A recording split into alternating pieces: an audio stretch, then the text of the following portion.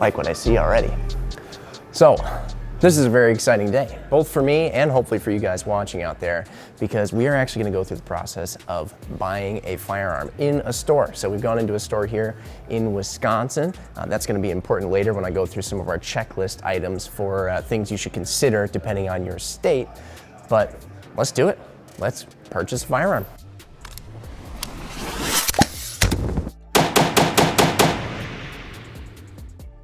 First things first, guys, remember this is a video series, so there's gonna be a lot more videos explaining some of the stuff that we go into here. We're just going through how to navigate the gun store and then actually make that firearms purchase. So number one, of course, probably being in your head, which pistol should you choose? What makes a good one? I do know what I want, and I even called ahead to these guys to make sure they had it in stock, and they do, so that's really good. You can always do that with your local gun store, and they should be able to give you that information. In my case, the brand that I want is Smith & Wesson.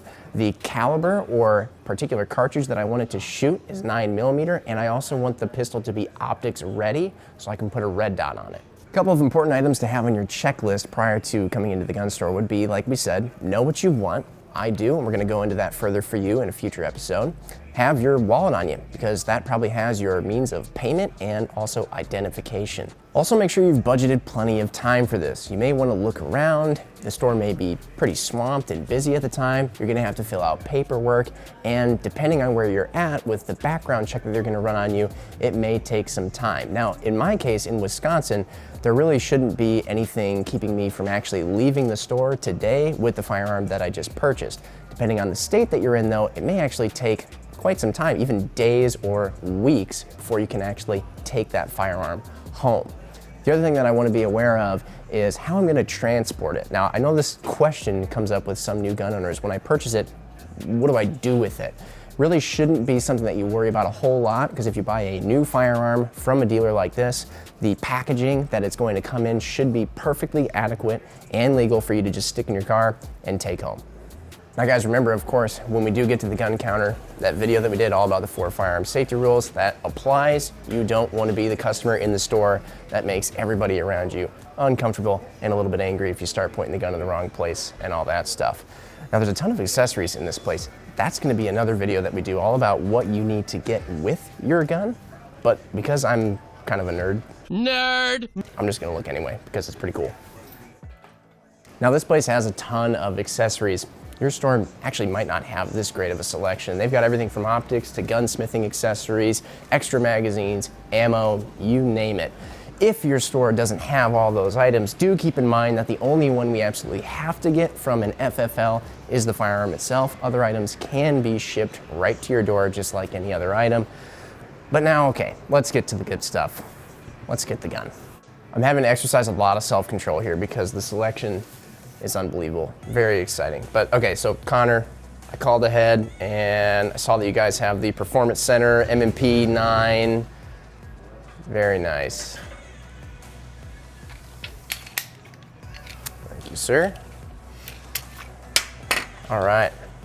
So in this particular case, like we talked about, this is a 9mm handgun. It's a full-size handgun, and it is optics ready. So there's a modular mounting system here on top. I can put just about any red dot on it that I wish, and that's pretty much always going to be the case, no matter what red dots people like Vortex come out with in the future. So yeah, this thing is looking good.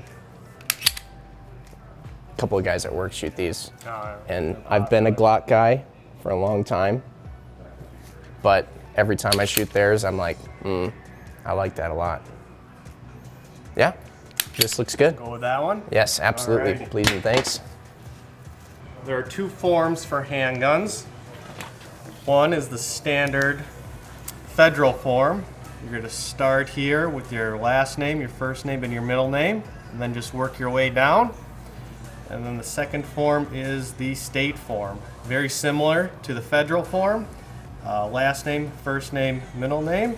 And just continue to work your way down on that one. Cool, sounds good. If I recall correctly, there's only 2 when you're doing the handgun, at least in Wisconsin, right? And it's Correct. just the 1 if you're doing a long gun? Yep, shotguns, rifles are just the standard 4473 form. Cool, all right, sounds good.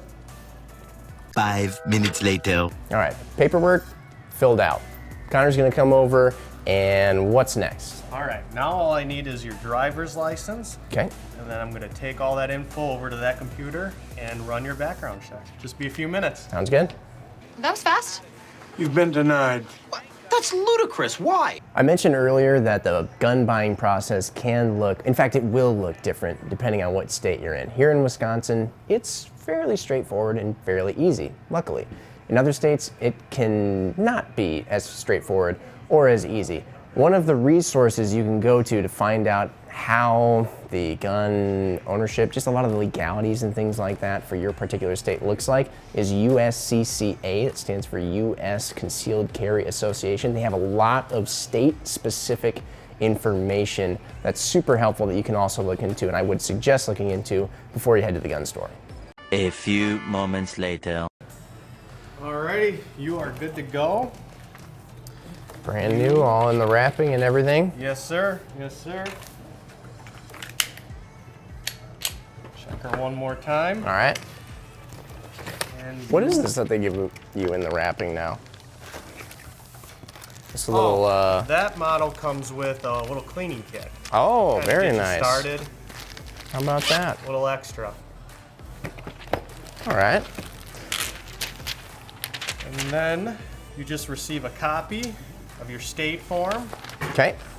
Most people just throw that in there with the gun or file it away. Yep. Sounds good. All set. All right? set. Thank you very much. Thank Appreciate you. it. Just like that. And as easy as that, I guess I'm not a new gun owner, but I'm a new this gun owner.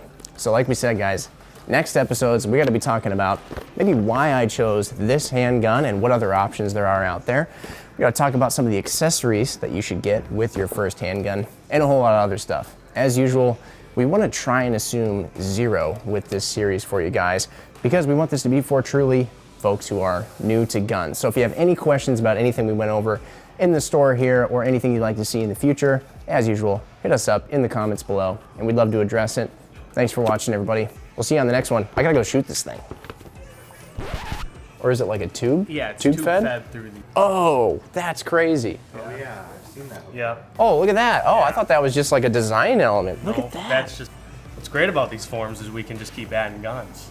Yeah.